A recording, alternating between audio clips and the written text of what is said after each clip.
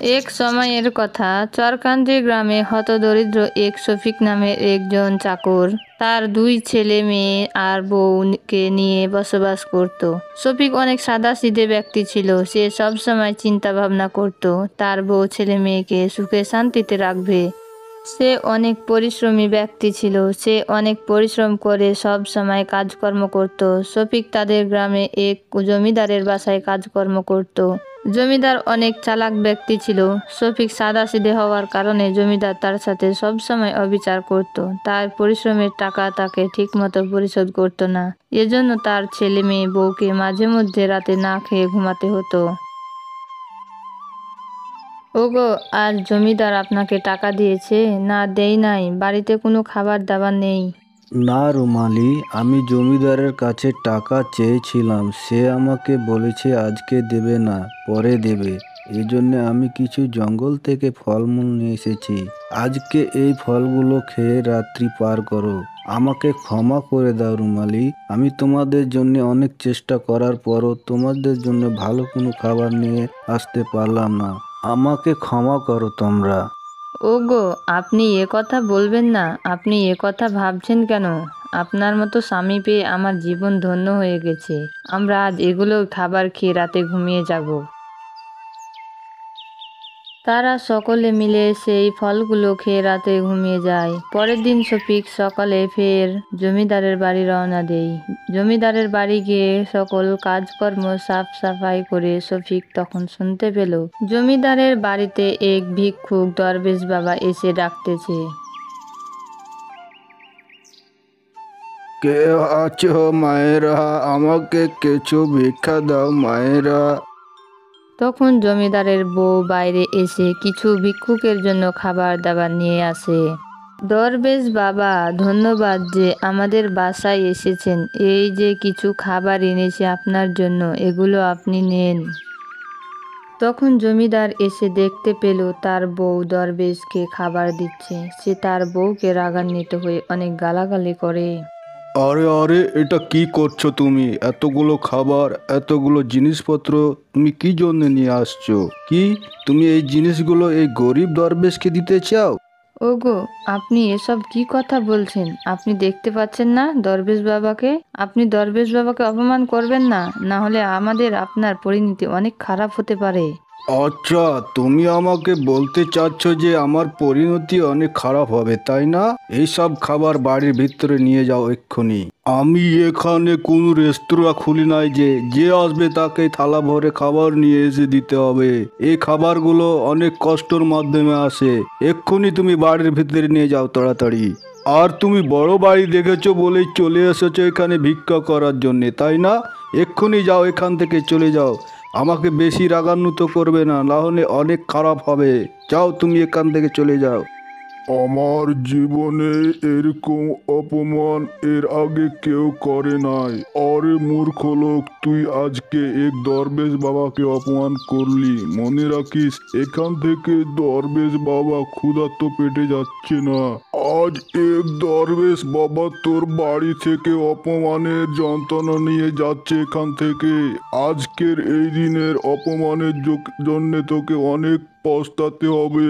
এ কথা বলে দরবেশ বাবা ওখান থেকে চলতে শুরু করে। তখন ওইখানে শফিক এসে তার সামনে গুটিয়ে পড়ে। দরবেশ বাবা, আপনি জমিদারকে ক্ষমা করে দিন। ও যা কিছু বলেছে অজ্ঞানতার কারণে বলেছে। আপনি তাকে মাফ করে দেন। হে যুবক, সরে যা আমার সামনে থেকে। আমি অনেক রাগান্বিত হয়ে আছি। আমার অভিশাপ তোর অনেক ক্ষতি করে দেবে। দরবেশ বাবা, আমি আপনার রাগান্বিত কারণ বুঝতে পারছি। আমি আপনার কাছে একটা প্রার্থনা করতেছি যে আমাদের বাড়ি চলেন, আপনাকে সেবা করার সুযোগ করে দেন। আমার অনেক সৌভাগ্য হবে যদি আপনার সেবা করতে পারি। শফিকের কথা শুনে দরবেশ বাবার মন ভালো হয়ে যায়। ক্ষণিকের মধ্যে তার অভিমান শেষ হয়ে যায়। আর দরবেশ বাবা শফিকের বাড়ি যাওয়ার জন্য রাজি হয়ে যায়। শফিক দরবেশ বাবাকে তার বাড়ি নিয়ে যায়। সেইখানে গিয়ে দরবেশ বাবা দেখতে পেল শফিক একটি পুরনো ঘরে বসবাস করে। সেইখানে তার ছোট দুটি ছেলে মেয়ে আর বউকে দেখতে পেল। আর ঘরের ভিতরে অল্প কিছু আসবাবপত্র দেখতে পেল। সেখানে বেশি খাবার দাবার না, ঘুমানোর জন্য বেশি জায়গা দেখতে পেল না। শফিক দরবেশ বাবার জন্য কিছু খাবার নিয়ে এসে দিল।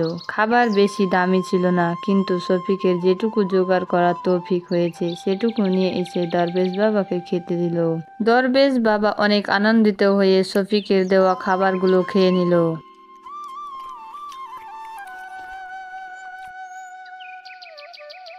পুত্র, আজ তোমার খেদমতে আমি অনেক আনন্দিত হয়েছি। আজ তোমার ঘরে ঠিকমতো খাবার দাবার ছিল না, তারপরও তুমি আমাকে খেদমত করে খেতে দিয়েছো। এটাই বোঝা যাচ্ছে তোমার মনের মানসিকতা কত সুন্দর। তোমার মনের সুগন্ধ ছড়াচ্ছে চারিদিকে পুত্র। আমার একটি আদেশ সবসময় মনে রাখবে, এই দুনিয়ায় আল্লাহ ছাড়া বড় কেউ নেই। এই দুনিয়ায় আল্লাহ জমিনের মাখলুকাতের সবকিছুই বানিয়েছে, আর আমাদেরকেও আল্লাহ এই দুনিয়ায় পাঠিয়েছে।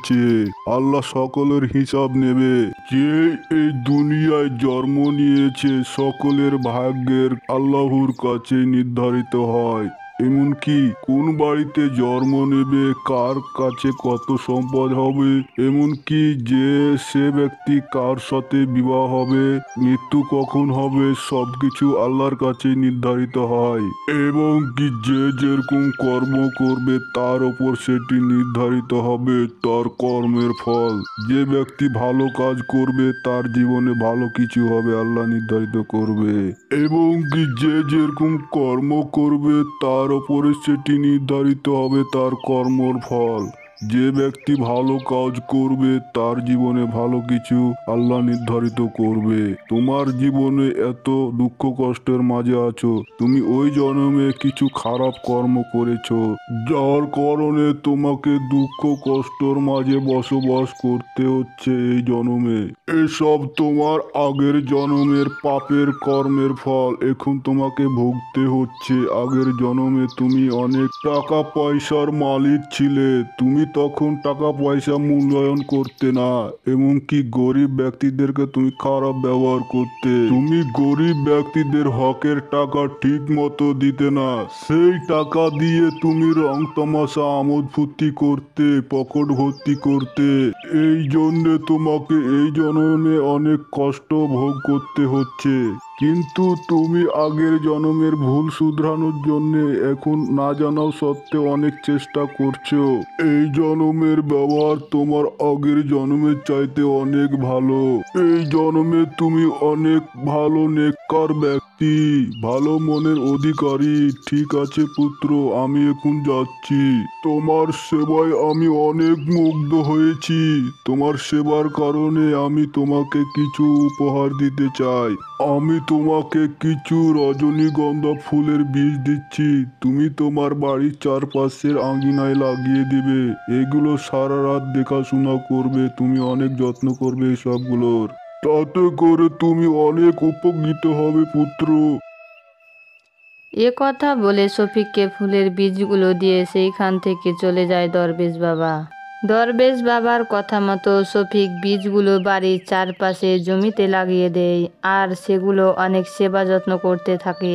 সারা দিন রাত এভাবে কিছু সময় যাওয়ার পর তার বাড়ির আশেপাশে জমিতে অনেক সুন্দর সুন্দর রজনীগন্ধার ফুল তৈরি হয়, আর তার বাড়ির আশেপাশে ফুলের সুগন্ধ ছড়াতো। এজন্য তার বাড়ির আশেপাশে দিয়ে যে লোকজন যেত তারা ওখানে দাঁড়িয়ে থেকে ফুলের সুগন্ধ নিত। তাদের ফিরে যাওয়ার মন হতো না, তারা ফুলের সুগন্ধে মতোয়ারা হয়ে যেত।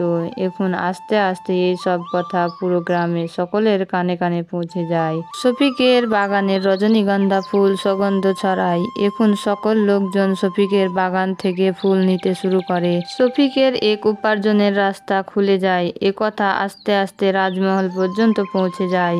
এই কথা রাজা শুনতে পায় যে শফিকের বাগানের রজনীগন্ধা ফুল অনেক সুগন্ধ ছড়ায়। রাজা তার সিপাহীদের শফিকের বাগানের ফুল নিয়ে আসতে বলে। শফিক অনেকগুলো ফুল নিয়ে রাজদরবারে পৌঁছে যায়। শফিক যখনই ফুলগুলো নিয়ে রাজদরবারে পৌঁছায় তখন রাজদরবার ফুলের সুগন্ধ ভরে যায়। তখন রাজা অনেক খুশি হয়, তখন রাজা অনেক আনন্দিত হয়, শফিককে অনেকগুলো উপহার দেয় আর তাকে বলে যে প্রতিদিন রাজমহলে ফুল নিয়ে আসতে। এভাবে শফিক তার জীবন ভালো ভালো কর্মের কারণে তার জীবনের সফলতা পেয়ে যায়। এভাবে সে সুখে শান্তিতে থাকতে লাগে। আর অন্যদিকে জমিদার চালাক ও ধোঁকাবাজি ব্যক্তি ছিল। এক সময় তার উপর খাজনা ট্যাক্সের বদনাম আসে। তখন রাজার সিপাহী তার বাড়িতে তল্লাশি করে, তার সকল অর্থ সম্পদ বাজেয়াপ্ত করে নেয়, তাকে বন্দিশালা নিয়ে গিয়ে বন্দি করে রাখে। এখন জমিদার তার জীবনটা বন্দিশালায় কাটাতে শুরু করে। জমিদারের সাথে তো এমনটা হওয়ার কথাই ছিল, কেননা যে যেরকম কর্ম করবে তাকে সেরকম ফল ভোগ করতে হবে।